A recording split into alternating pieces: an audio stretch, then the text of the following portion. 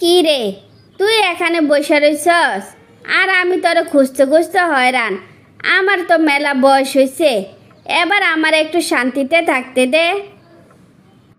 মা, আমি কি তোমাদের মাথার বোঝা হইয়া গেছি যে বোঝা যতক্ষণ না সরে ততক্ষণ তোমরা শান্তিতে থাকতে পারবা না? কথাটা এরকম না।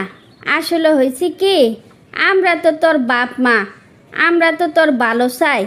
আস্তে আস্তে তোর বয়স হইয়া যাইতে আছে, পরে তো বিয়া দেওয়ার জন্য ভালো পাত্র পাবো না। ঘরে বাইরে কেউ আমার বুঝলো না, যেখানে যায় সেখানে শুধু বিয়ে বিয়ে বিয়ে ছাড়া কেউ কিচ্ছু বুঝে না। তোমাদেরকে কতবার বলবো আগে ভালো একটা চাকরি পাই, তারপর বিয়ে। তোর বাবার কি কোনো কিছুর অভাব যে তোরে ভালো একটা চাকরি করতে হইব? এসব ফালতু কথা বাদ দে। মা, আমি তো তোমাদের জন্য চাকরি করব না, আমি আমার নিজেরে ভালো রাখার জন্য চাকরি করব। আমার একটু ভালো থাকতে দাও। আমি বলি কি, অতীতের কথা বাদ দিয়া ভবিষ্যতের কথা চিন্তা কইরা এবার নিজের একটু সামলাইয়া নে। খবর নিয়া দেখ, যাদের জন্য তুই কষ্টে আসস তারা দিব্যি শান্তিতে জীবন কাটাইতেছে। তাদের জীবনটা কিন্তু তোর জন্য থেমে নাই। তোমার কথাটা মন্দ না, যে আমার জীবনটা এলোমেলো করে দিল, আমার বাবার আদর থেকে আমার বঞ্চিত করলো, সে নাকি তার বউ নিয়ে খুব ভালো আছে। সব তো জানস, তাইলে সুসাইড করার চেষ্টা করতেছস কেন? এই পর্যন্ত কয়বার সুসাইড করার চেষ্টা করছস আমারে বলতো?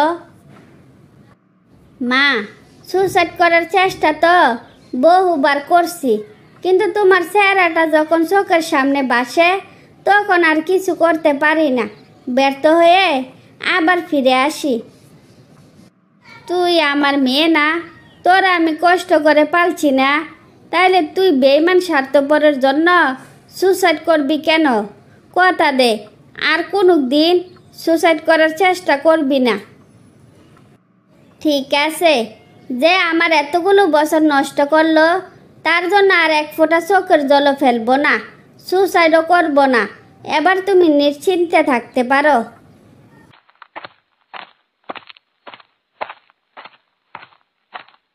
কি রে রিমা, আমি এসব কি শুনছি?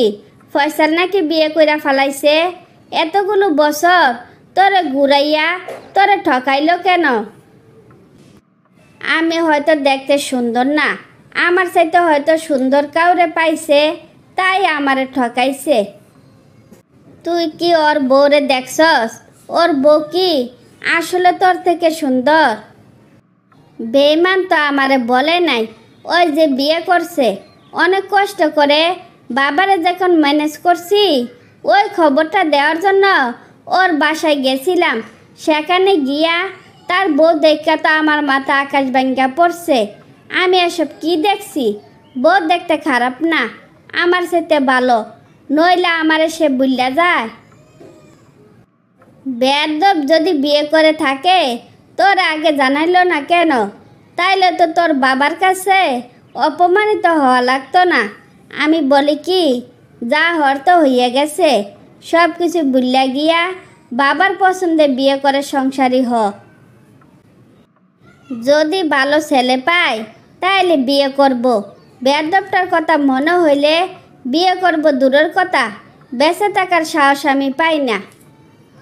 তুই তোর নিজের জন্য বেঁচে থাকবি, আত্মহত্যার কথা বলো মনে আনবি না, নিজের খেয়াল রাখিস।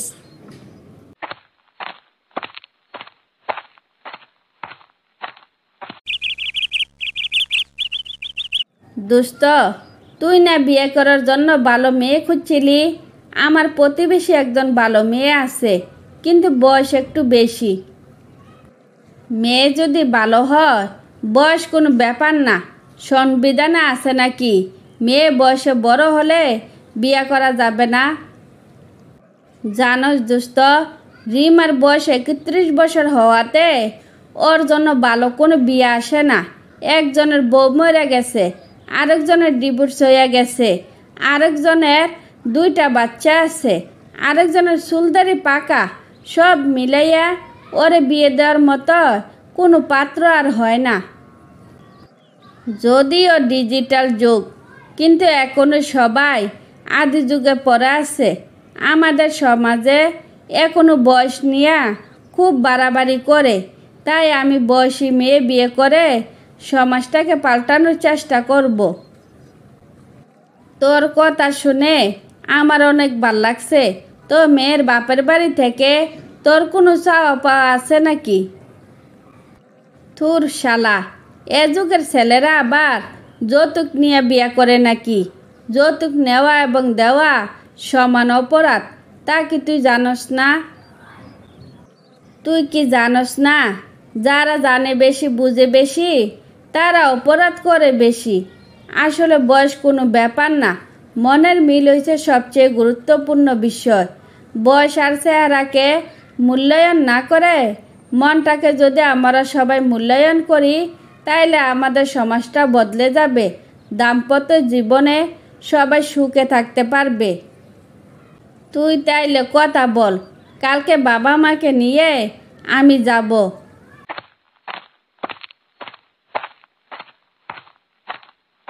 মিতা, তোর জন্য ভালো একটা পাত্র পাইছি। ছেলে ব্যাংকার, ওর সাথে বিয়ে হলে তুই খুব সুখে থাকতে পারবি। তোর সম্পর্কে জেনে শুনে ছেলে বিয়ে করতে চাইছে। ছেলের বয়স কত, কয় বাচ্চার বাপ, তা তো বললে না। তুই আমার এই চিনলি? ছেলে তোর থেকে 2 মাসের ছোট, বিয়ে শাদি করে নাই। ওই ছেলে বয়সকে কিছুই মনে করে না। সে বলে বয়স তার সময়ের সাথে বাড়তে থাকে, এটাই নিয়ম। আমি কি একবার ছেলের সাথে কথা বলতে পারি? একবার কেন, দরকার হলে 10 বার কথা বলবি। পরশ কিন্তু অন্য 10টা ছেলের থেকে আলাদা। কথা বললে তুই নিজেও ওর প্রেমে পড়ে যাবি। তুমি সত্যি বলছ? আসলে তোমার ফ্রেন্ড অন্য 10টা ছেলের থেকে আলাদা? আমাদের সমাজে যত প্রকার কুসংস্কার আছে সবগুলোর বিপক্ষে সে কথা বলে, তাই ওরে লাইফ পার্টনার করা যায়। এবার তুমি বাবা মার সাথে কথা বলতে পারো। তুই বিশ্বাস করবি না, তোর কথা শুনে আমি কতটা খুশি হয়েছি। এখনই তোর বাপ মার সাথে কথা বলতাছি। তারপর রিমা ও পরশের বিয়ে হয়ে গেলে সবাই সুখে শান্তিতে বসবাস করতে থাকে।